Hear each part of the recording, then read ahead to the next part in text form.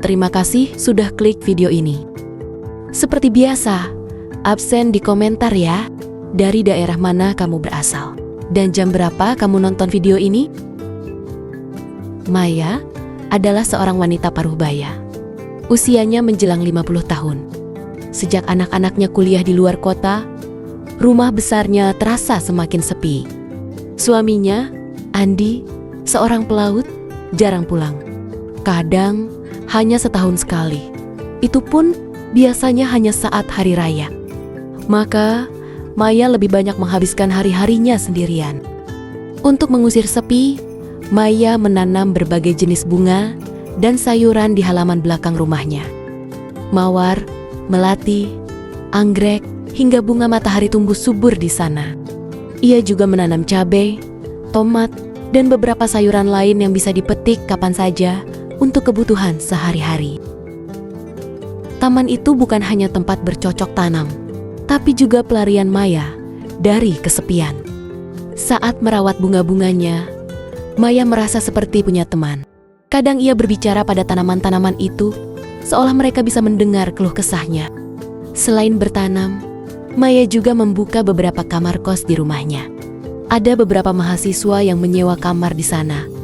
Sebagian besar anak-anak muda yang berkuliah di universitas dekat rumahnya. Mereka sering berganti-ganti, tapi ada satu yang sudah cukup lama tinggal di sana. Namanya Raka. Raka adalah seorang mahasiswa semester akhir. Usianya sekitar 23 tahun. Anak ini dikenal rajin, sopan, dan pandai membawa diri. Ia sering membantu Maya mengangkat belanjaan atau merapikan taman saat pulang kuliah. Raka bukan sekadar penghuni kos bagi Maya. Ia sudah dianggap seperti anak sendiri. Maya bahkan sering memasakkan makanan untuk Raka, seperti seorang ibu yang memasak untuk anaknya yang jauh dari rumah. Maya sering merasa senang melihat Raka sibuk membantu di taman. Kadang, ketika mereka sama-sama membersihkan daun-daun kering atau menyiram tanaman di pagi hari, Maya merasa ada kehidupan yang kembali hadir di rumahnya yang sunyi. Raka pun sering menemani Maya mengobrol, mendengarkan cerita-ceritanya tentang masa muda, tentang suaminya, atau tentang anokanania yang jarang pulang. Hari-hari Maya terasa lebih ringan sejak ada Raka. Ia merasa punya teman berbagi cerita, seseorang yang bisa diajak tertawa, meski sekadar membahas film yang baru saja mereka tonton di ruang tamu atau membicarakan tanaman yang sedang berbunga di halaman belakang. Bagi Maya, kehadiran Raka membawa sedikit warna dalam hidupnya yang mulai terasa monoton. Namun, tanpa Maya sadari, kedekatannya dengan Raka perlahan menumbuhkan perasaan yang lebih dalam. Sebuah rasa yang seharusnya tidak tumbuh, tapi entah kenapa terus saja berkembang. Sebuah rasa yang tanpa disadari mulai mengusik hatinya. Raka bukan hanya sekadar penghuni kos bagi Maya. Selain rajin dan sopan, Raka juga selalu siap membantu. Setiap pagi, sebelum berangkat kuliah, Raka sering menyiram tanaman di taman belakang. Ketika melihat daun kering atau ranting patah, Raka tak segan-segan membuangnya. Tangan mudanya yang cekatan membuat taman Maya selalu terlihat rapi dan segar. Kadang, saat Maya sedang asyik merapikan bunga-bunganya, Raka muncul dari balik pintu dengan senyum ramah. "Bu, perlu dibantu?" tanyanya sambil menggulung lengan bajunya. Tanpa menunggu jawaban, ia akan langsung mengambil sekop atau gunting tanaman, membantu Maya memindahkan pot yang berat atau merapikan tanaman merambat yang mulai menjalar liar. Awalnya, Maya merasa ini adalah bentuk perhatian seorang anak kepada ibu kosnya. Namun, perlahan ia mulai merasakan sesuatu yang berbeda. Suatu hari, saat mereka sedang memindahkan pot anggrek yang cukup besar, tangan Raka tak sengaja menyentuh tangan Maya. Sentuhan itu membuat Maya terdiam sejenak. Ada getaran aneh yang menyelinap di hatinya. Sesuatu yang sudah lama tidak ia rasakan. Bukan hanya sekali, beberapa kali saat mereka berdua membersihkan daun-daun kering atau mengganti media tanam, jari mereka tanpa sengaja bersentuhan. Awalnya, Maya menganggap itu hal biasa, tapi lama-lama ia mulai menunggu momen-momen kecil itu. Rasa hangat yang mengalir saat kulit mereka bersentuhan membuat Maya merasa seperti remaja kembali. Tidak hanya di taman, kadang Raka juga membantu di dapur. Saat Maya sedang memasak, Raka sering masuk untuk mengambil air minum atau sekadar berbincang sambil memotong sayuran. Mereka sering tertawa bersama saat membahas hal-hal kecil, seperti film yang baru mereka tonton atau berita kampus yang dibaca Raka di internet. Suatu sore, ketika mereka sedang memasak bersama, Raka tanpa sadar menyentuh bahu Maya saat ingin mengambil pisau di dekat kompor. Sentuhan itu terasa begitu dekat, begitu nyata, dan entah kenapa membuat jantung Maya berdebar lebih kencang dari biasanya. Ia mencoba mengabaikannya, tapi perasaan itu terus menghantui pikirannya. Maya mulai memperhatikan hal-hal kecil tentang Raka. Cara dia tertawa, caranya menyisir rambut dengan tangan, atau bahkan aroma tubuhnya yang selalu segar setelah mandi. Perlahan, Maya merasa ada yang berubah dalam hatinya. Ia tak lagi melihat Raka sebagai anak kos semata. Ada sesuatu yang lain, sesuatu yang membuatnya gugup, tapi sekaligus membuat hatinya terasa hangat. Namun, Maya tahu ini salah. Raka hanyalah seorang mahasiswa muda, jauh lebih muda darinya. Tapi perasaan itu semakin sulit diabaikan, terutama ketika Raka dengan ramah dan perhatian terus hadir di sekelilingnya, mengisi kekosongan yang selama ini tak pernah bisa diisi oleh siapapun, bahkan oleh suaminya yang selalu jauh di lautan. Seiring berjalannya waktu, Raka mulai menyadari perubahan sikap Maya. Wanita parubaya itu tak lagi hanya memperlakukannya sebagai anak kos. Tatapan matanya lebih dalam, senyumnya lebih sering muncul, bahkan gelaknya terdengar lebih hangat saat mereka bercanda. Perubahan ini semakin terasa ketika mereka menonton film bersama di ruang tamu. Biasanya, Maya duduk di ujung sofa, sementara Raka di sisi lain. Tapi belakangan, Maya mulai duduk lebih dekat, merapatkan jaraknya hingga bahu mereka hampir bersentuhan. Raka mencoba mengabaikan perasaan canggung itu, berusaha fokus pada layar TV, tapi sulit baginya untuk tidak menyadari kehadiran Maya yang begitu dekat. Suatu malam, saat mereka menonton film romantis, Maya tiba-tiba menyentuh tangan Raka. Awalnya hanya sentuhan ringan, tapi kemudian jari-jarinya mulai bergerak, perlahan mengelus punggung tangan Raka. Raka terdiam, hatinya berdebar kencang. Ia tahu ini bukan sesuatu yang biasa, tapi entah kenapa, ia tak berani menarik tangannya. Beberapa kali, Maya bahkan berani mengelus paha Raka. Sentuhannya lembut, penuh perasaan, seolah mencoba menyampaikan sesuatu yang selama ini terpendam. Raka merasa bingung. Di satu sisi, ia ingin menolak. Tapi di sisi lain, perasaan hangat yang menjalar dari sentuhan Maya membuatnya tak mampu berbuat apa-apa. Raka mulai merasa situasinya semakin rumit. Ia tak bisa menghindari Maya, karena mereka tinggal di rumah yang sama. Setiap hari, Maya terus mencari-cari alasan untuk menghabiskan waktu bersamanya. Kadang, Maya tiba-tiba mengajaknya ke mall dengan alasan membeli kebutuhan rumah, meski sebenarnya tidak ada yang benar-benar mendesak untuk dibeli. Pernah suatu hari, Maya mengajak Raka nongkrong di sebuah cafe dekat kampus. Mereka duduk berhadapan, memesan minuman, dan mengobrol tentang banyak hal. Maya bercerita tentang masa mudanya, tentang bagaimana ia dulu sering diajak kencan oleh banyak pria, sebelum akhirnya menikah dengan suaminya yang sekarang. Raka hanya mendengarkan, mencoba mengikuti alur cerita, meski hatinya terasa semakin berat. Maya terus mendekat, mencari celah untuk berada di sisi Raka setiap saat. Ia bahkan mulai memberi perhatian kecil yang tak biasa, seperti memperbaiki kerah baju Raka atau merapikan rambutnya yang agak kekoken saat baru pulang dari kampus. Setiap kali Maya melakukan itu, Raka hanya bisa tersenyum kaku, berusaha menyembunyikan kegugupannya. Perlahan tapi pasti, Raka mulai merasa terjebak dalam situasi yang tak pernah ia bayangkan sebelumnya. Di satu sisi, ia merasa senang mendapatkan perhatian lebih dari Maya. Tapi di sisi lain, perasaan bersalah mulai menghantui pikirannya. Ia sadar betul bahwa Maya adalah istri orang lain, wanita yang jauh lebih tua darinya. Tapi, setiap kali Maya menyentuhnya atau menatapnya dengan tatapan penuh harap, hatinya selalu bergetar.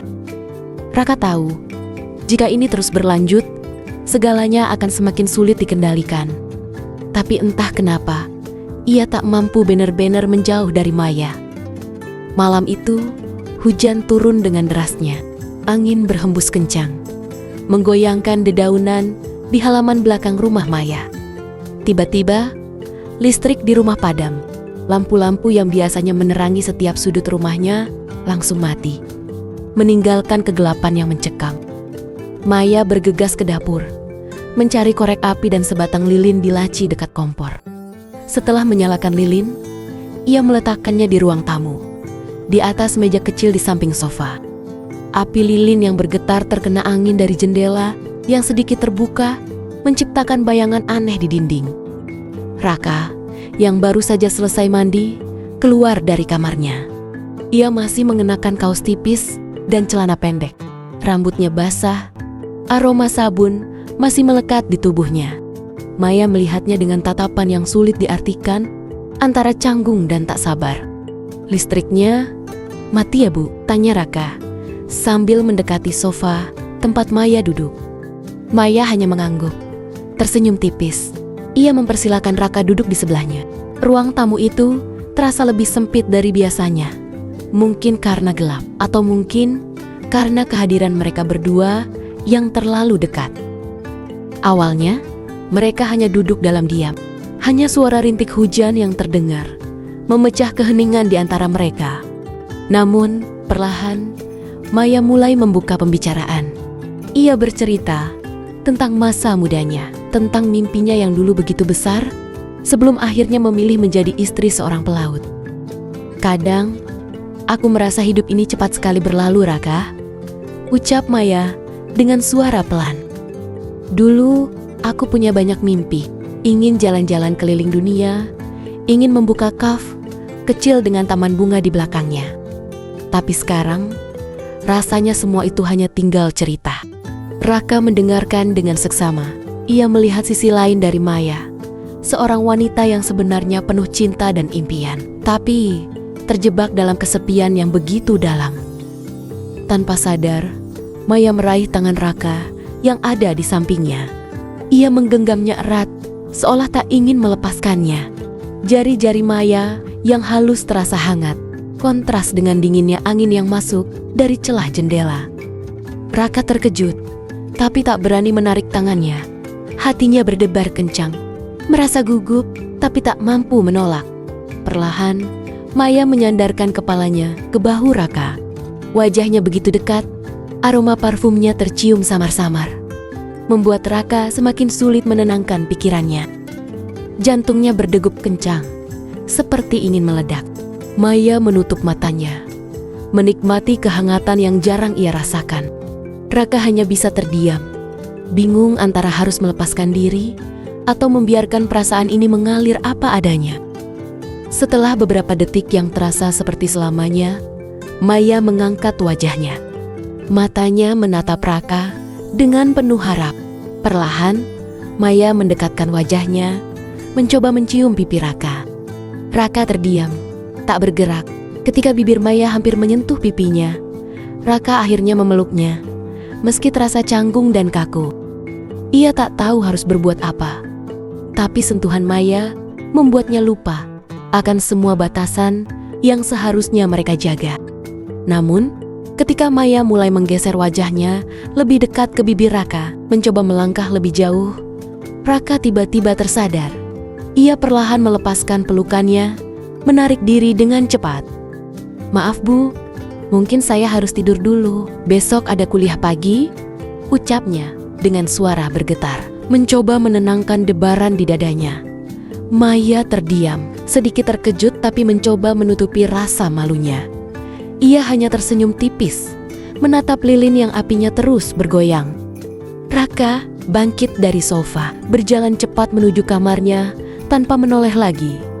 Sementara Maya hanya bisa menatap punggungnya yang perlahan menghilang di balik pintu kamar. Merasakan kehangatan yang tadi sempat menyelinap, kini berubah menjadi kehampaan yang lebih dalam.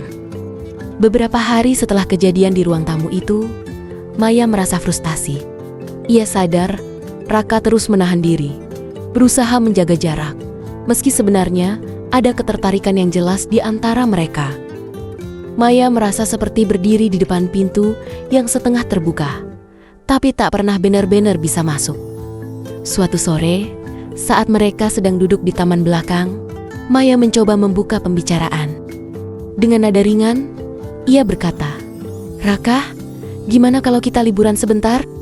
Mungkin ke puncak, biar nggak bosan di rumah terus." Raka terkejut mendengar ajakan itu. Ia terdiam sejenak, berusaha mencerna maksud Maya. Tapi sebelum ia sempat menolak, Maya sudah menambahkan, "Anggap saja sebagai ucapan terima kasih karena kamu sudah banyak membantu di rumah. Sekalian refreshing sebelum kamu sibuk dengan skripsi." Raka hanya bisa tersenyum kaku, mencoba menyembunyikan kegugupannya. Setelah beberapa detik yang terasa seperti menit, ia akhirnya mengangguk setuju. "Baik, Bu, mungkin memang perlu refreshing sebentar." Beberapa hari kemudian, mereka berangkat ke puncak Bogor. Perjalanan mereka dipenuhi obrolan ringan, tawa, dan beberapa kali Maya sengaja menyentuh tangan Raka saat mengganti lagu di mobil. Raka merasa jantungnya berdebar lebih cepat setiap kali tangan mereka bersentuhan. Tapi, ia tetap berusaha menjaga sikap. Setibanya di villa, mereka disambut udara sejuk pegunungan yang segar. Villa itu terletak di lereng bukit, dengan pemandangan hutan pinus yang hijau dan kabut tipis yang menambah suasana romantis. Maya memilih kamar dengan balkon yang menghadap langsung ke lembah. Tempat angin sejuk bisa dengan leluasa masuk dan menerpa wajah mereka. Malam itu, setelah makan malam sederhana yang mereka masak bersama, Maya mengajak Raka duduk di balkon. Mereka menikmati angin malam, memandang lampu-lampu kota di kejauhan yang berkelap-kelip seperti bintang. Suara serangga malam dan gemerisik daun di sekitar villa menambah suasana tenang yang menenangkan hati. Sambil menyeruput secangkir teh hangat, Maya mulai bercerita tentang hidupnya. Ia bicara tentang kesepiannya, tentang rasa rindunya pada suami yang jarang pulang, dan tentang anak kenannya yang semakin jarang menghubunginya. "Aku kadang merasa hidup ini begitu sepi, Raka," ucapnya sambil menatap langit yang gelap. "Mungkin itu sebabnya aku selalu senang kalau kamu ada di rumah. Setidaknya ada seseorang yang bisa diajak bicara, diajak tertawa, dan diajak berbagi cerita." Raka hanya terdiam, mencoba mencerna setiap kata yang keluar dari mulut Maya. Ia merasakan sesuatu yang hangat, tapi juga membingungkan. Tanpa sadar, Maya meraih tangan Raka, menggenggamnya erat. "Terima kasih, ya, Raka, sudah mau menemani aku selama ini." Raka terdiam. Ia merasakan jemari Maya yang halus, genggaman yang lebih erat dari biasanya. Hatinya kembali bergejolak, merasakan kehangatan yang sulit dijelaskan. Perlahan, Maya mendekatkan wajahnya ke arah Raka. Ia menatap mata pemuda itu dengan pandangan yang penuh harap, seolah meminta izin untuk melangkah lebih jauh. Angin malam yang sejuk menerpa wajah mereka, membawa aroma rumput basah dan tanah yang dingin. Dan malam itu, di bawah langit pegunungan yang gelap, Raka akhirnya menyerah pada perasaannya. Ia memeluk Maya dengan erat, merasakan detak jantung mereka yang berpacu cepat, seolah menyatu dalam kehangatan yang selama ini mereka tahan. Mereka menghabiskan malam bersama, melupakan batas-batas yang selama ini mereka coba jaga. Di villa kecil itu, di antara hutan pinus yang sepi, mereka menyerahkan diri pada perasaan yang tak lagi bisa dibendung. Beberapa hari setelah kembali dari liburan ke puncak, Maya mulai merasa ada yang aneh dengan tubuhnya. Ia sering merasa mual setiap pagi, lemas, dan kehilangan nafsu makan.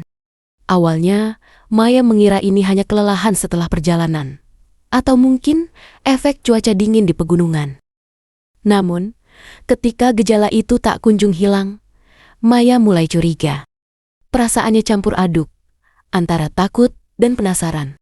Dengan langkah ragu, Maya pergi ke klinik terdekat untuk memeriksakan diri. Ia duduk di ruang tunggu dengan jantung berdebar kencang, menanti hasil pemeriksaan.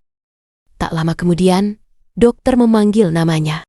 Maya masuk ke ruang periksa dengan hati berdebar, mencoba menenangkan pikirannya yang kacau. Dokter memeriksanya dengan teliti, lalu meminta Maya untuk melakukan tes kehamilan. Beberapa menit kemudian, dokter kembali dengan hasilnya.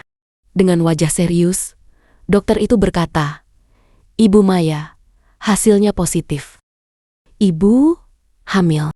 Maya terdiam. Dunia seolah berhenti berputar. Kata-kata dokter itu terus terngiang di telinganya. Hamil, sesuatu yang tak pernah ia bayangkan akan terjadi di usianya yang sudah hampir 50 tahun. Ia bahkan tak tahu harus merasa senang atau justru takut. Sepanjang perjalanan pulang, Maya hanya bisa termenung. Tangannya gemetar saat memegang setir mobil. Pikirannya berputar, mencoba memahami apa yang baru saja ia dengar. Ini bukan sekadar kabar mengejutkan, tapi juga sebuah kenyataan yang bisa meruntuhkan kehidupannya. Bagaimana mungkin ia hamil, sementara suaminya hampir setahun tidak pulang? Sesampainya di rumah, Maya langsung masuk ke kamarnya. Ia duduk di tepi ranjang, menatap bayangan dirinya di cermin. Wajahnya pucat, matanya berkaca-kaca. Air mata mulai mengalir perlahan, membasahi pipinya. Ia merasa bingung, takut, dan sangat sendirian. Namun, di tengah kegelisahan itu, Maya menemukan sesuatu yang tak pernah ia duga. Ketika sedang mencari handphone suaminya yang tertinggal di laci lemari, Maya tanpa sengaja menemukan beberapa pesan singkat dari nomor asing. Pesan-pesan itu berisi percakapan mesra, foto-foto wanita lain, dan bahkan beberapa rencana pertemuan di luar negeri. Hatinya hancur seketika. Rasa sakit itu begitu dalam, seperti ditusuk pisau berkali-kali. Ternyata, selama ini suaminya juga bermain di belakangnya. Pria yang ia tunggu dengan setia, pria yang ia percayai meski jarang pulang, ternyata tak lebih dari seorang pengkhianat. Maya merasakan campuran emosi yang begitu kuat. Rasa marah, kecewa, dan sakit hati bercampur menjadi satu. Tapi, di tengah amarah itu, Maya juga merasakan sesuatu yang aneh. Ia merasa lega. Setidaknya kini ia punya alasan kuat untuk meninggalkan suaminya tanpa perlu merasa bersalah. Dengan tekad yang bulat, Maya mengambil keputusan besar. Ia mengajukan gugatan cerai, menggunakan bukti perselingkuhan suaminya sebagai alasan utama. Ia tahu ini bukan langkah mudah, tapi ia tak mau terus terjebak dalam hubungan yang penuh kebohongan. Setelah proses perceraian yang melelahkan, Maya akhirnya resmi berpisah dari suaminya. Ia kini merasa bebas, meski perasaan takut masih menghantui hatinya. Ia akan menjadi ibu lagi, di usia yang seharusnya ia nikmati untuk beristirahat dan menikmati hidup. Namun, Maya juga tahu bahwa bayi yang dikandungnya adalah harapan baru. Sebuah kehidupan baru yang akan menjadi teman setianya di masa depan. Beberapa minggu setelah perceraian Maya resmi diputuskan, Raka mulai melihat perubahan pada Maya. Wanita itu sering terlihat lelah. Wajahnya pucat, dan nafasnya kadang terdengar berat. Ia juga sering melihat Maya memegangi perutnya saat berjalan. Suatu pagi, ketika mereka sedang menyiram tanaman di taman belakang, Maya tiba-tiba berhenti. Ia memejamkan mata, menekan perutnya, dan menarik napas dalam-dalam. "Bu, ibu kenapa? Sakit?" tanya Raka, mencoba menahan rasa paniknya. Maya membuka matanya perlahan, mencoba tersenyum meski wajahnya jelas menunjukkan rasa tidak nyaman. "Gak apa-apa Raka, cuma sedikit pusing." Namun, Raka tak mudah percaya. Beberapa hari terakhir, ia melihat banyak tanda yang membuatnya curiga. Perubahan suasana hati Maya, seringnya wanita itu pergi ke dokter, dan makanan-makanan asam yang mulai sering dikonsumsinya. Semua itu terasa aneh. Tak ingin terus menebak-nebak, Raka akhirnya memberanikan diri untuk bertanya langsung. Ketika mereka berdua duduk di teras rumah pada sore hari, dengan secangkir teh di tangan masing-masing, Raka mengumpulkan keberanian. "Ibu, sebenarnya ada yang ingin saya tanyakan," ucap Raka pelan, matanya menatap lurus ke arah bunga-bunga yang sedang mekar di taman. Maya menoleh, sedikit terkejut dengan nada serius Raka. "Apa Raka?" Raka menarik napas dalam-dalam, mencoba menenangkan hatinya yang berdebar kencang. "Ibu, apakah ibu sedang hamil?" Pertanyaan itu membuat Maya terdiam. Cangkir teh di tangannya sedikit bergetar. Ia menunduk, menatap permukaan teh yang masih mengepul hangat.